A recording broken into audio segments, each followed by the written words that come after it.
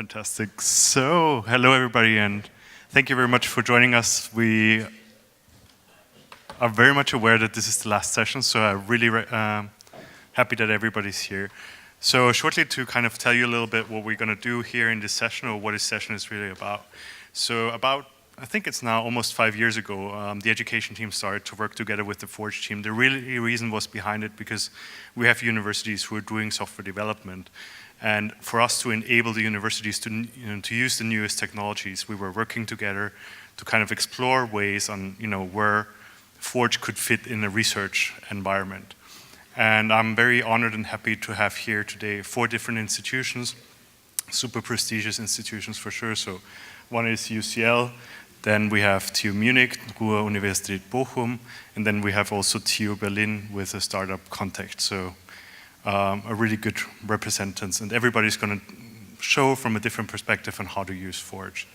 I don't want to take too much away at this stage, so I really want to hand over the word to Abel, Dr. Abel Maciel from UCL, to tell a little bit about Autodesk Forge, blockchain, and BIM 360.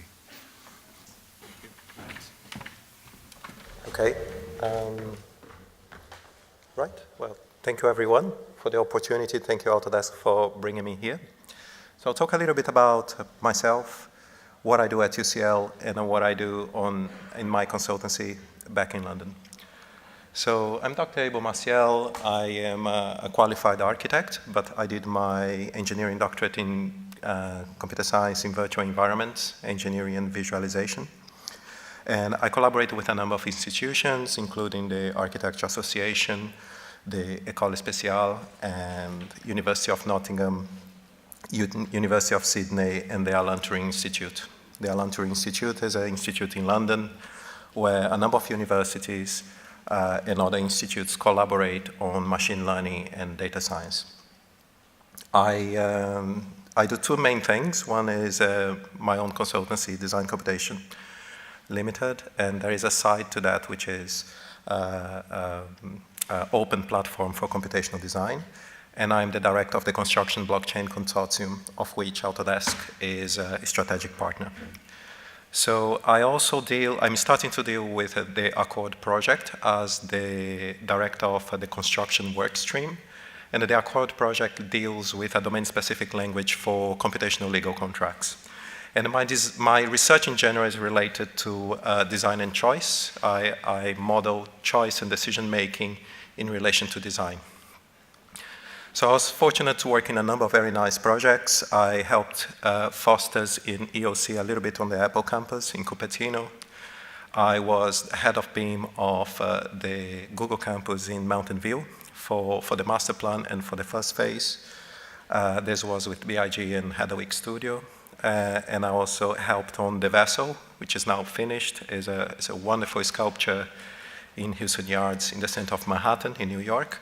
And I also helped Zaha Hadid on a couple of projects, but mainly on the Royal Theatre of Rabat in Morocco.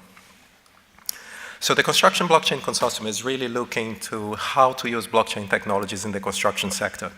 And then when we say the construction sector, we mean the build environment. So from conceptualizing and coming up with the business case, all the way to managing the asset, making the most of the data generated by the smart building. So we deal with the knowledge transfer, research and development, education and training. The construction blockchain is also very interested in what at UCL we call global challenges. So things like justice and equality, transformative technologies, global health, human well-being, sustainable cities, etc. And we think this is important because blockchain and some other database technologies and data science can help on the process of mitigating and solving many of the problems we have in the different global challenges. This is the University College definition of global challenges, but we also have other definitions like from the World Economic Forum and so on. So BIM, I'm not going to explain what BIM is. You all know what BIM is.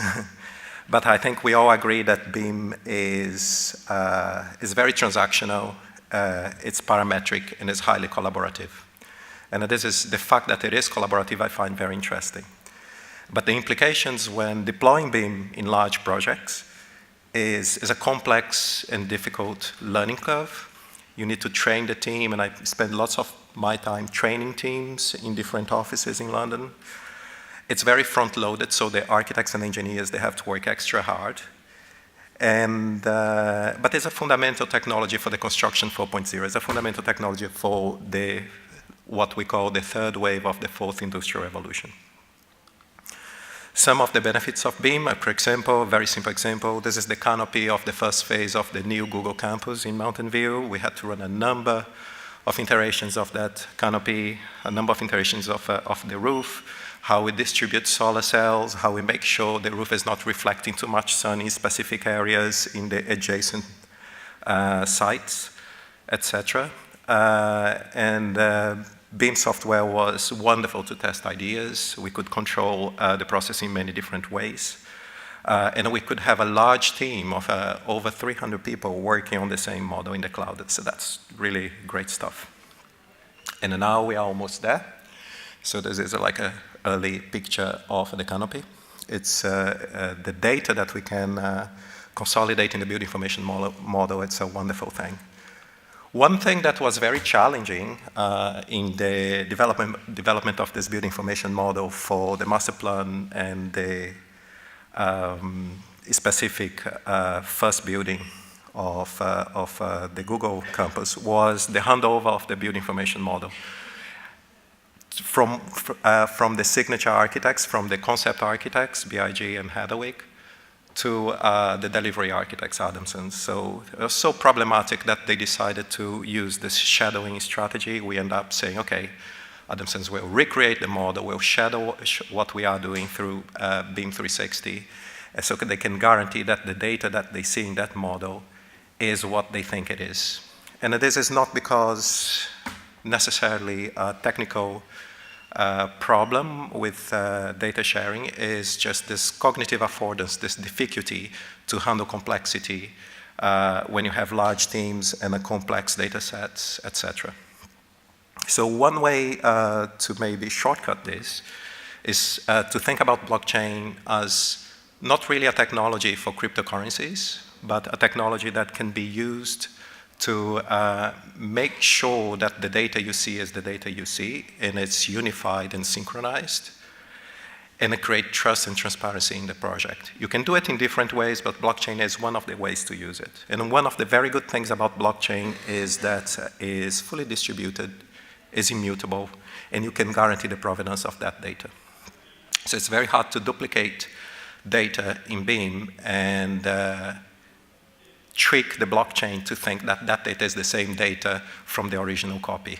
Yeah, so, it's a fantastic way to establish a network of value and therefore manage intellectual property in a secure way.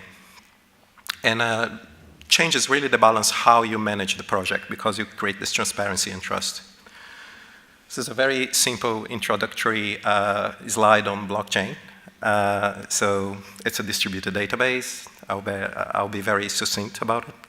But so you have some blockchains like Bitcoin where you just transfer value from A to B. But you have some other blockchains like Ethereum where you have a unit of value and you also have a unit of work. And because you have these two units working together, you can create decentralized apps. It uses two types of validation of the ledger. It can use like a proof of work, but also a proof of stake. And because of that, you can establish smart computational contracts. When I say smart contracts, I mean smart legal contracts. And because you have these smart legal contracts, the dynamics between an integrated team can change quite dramatically. You can start to track supply chains in a much more efficient way, but you can also do things like create a trust protocol for the public good. So a trust protocol that can be used for planning applications, etc.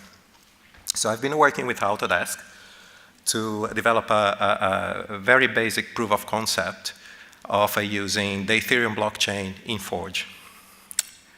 So I hope it works. Yeah, it's working. So this is like a very simple smart contract in Remix, in the Ethereum IDE. When you establish your contract, you can commit it to the blockchain. When you commit it to the blockchain, you pay a gas fee. So there is a network fee that needs to be paid. This is paid with a cryptocurrency, but this can also be translated to a fiat currency like euros or pounds or dollars.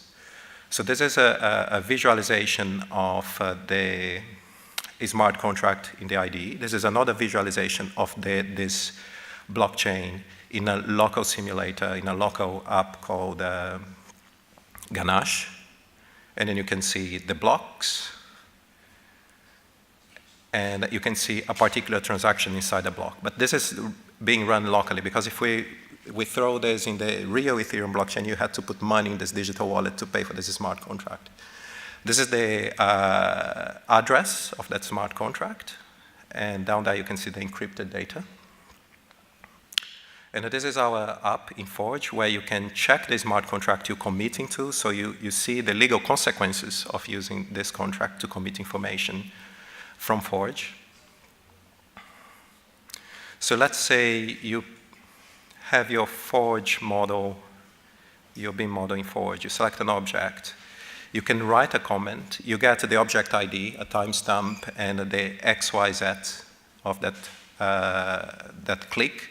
This is raycast, so you can pick a specific point in that object, write a comment, and commit this to the Ethereum blockchain.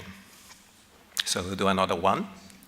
I think we'll use the rump this time. So when you click on the object, you raycast that point, you write a comment, in essence, request for information. And you send this to the blockchain, you commit, you pay your gas fee, and this goes into the blockchain. So once this is in the blockchain, it's pretty much impossible to delete, and it's immutable. So it will be there and it cannot be changed. But you would need the encryption key or the address of that transaction in order to see what has been written, etc. So you can decrypt the transaction. And there we go, that's another example. So now you can visualize this in 3D space. This is a very early prototype, so I apologize for the user experience. It's very rough, but it works. So you can see tags. They are color-coded by timestamp. So if they are very late in the day, they'll become red. If they are very fresh, requests for information, they'll be green. This is a dashboard. This dashboard is literally calling the information from the blockchain and presenting it as a sequence of transactions. And then people can respond to that. And when they respond, they actually create another instance of the same smart contract, chaining back to the previous contract. And then when they close that RFI, then the transaction goes blue. So what is interesting is that once you have this transaction happening and you have the response for this transaction, you can really guarantee that that information has not been changed. It has been created, it has been committed to the blockchain, and therefore is immutable. And this is a very key feature of blockchains. So if you refresh, then you'll see that it will be segregated by the type of transaction, if it's open and closed, and who closed it. Okay. Okay. So that goes flags red, and then you can respond to that.